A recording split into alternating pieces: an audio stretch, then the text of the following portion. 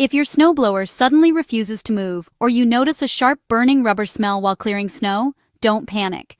Your fix may be easier than you think. Welcome to WholeToolBox. In most cases, the issue comes from a worn-out drive belt, and today we're showing you how to replace it quickly and safely. A damaged belt causes slipping, weak traction, or complete loss of movement, so if you spot these symptoms, it's time for a replacement. Begin by removing the plastic belt cover held in place with two 3/8-inch bolts. Then lift the cover to reveal the belts underneath. Before doing anything else, disconnect the spark plug boot to prevent accidental startup. Remove the auger belt first by lifting it above the pulley. If it feels tight, gently pull the starter handle to rotate the engine and loosen it. Tip the snowblower forward onto its front housing, making sure the oil cap is sealed and covering the fuel opening with a plastic bag if the tank is half full or more. Place cardboard underneath to avoid spills. On the underside, remove the belly pan by unscrewing four 3/8-inch bolts to access the drive system.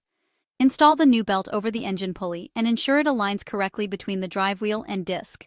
While you're here, lightly grease the sliding shaft and gears.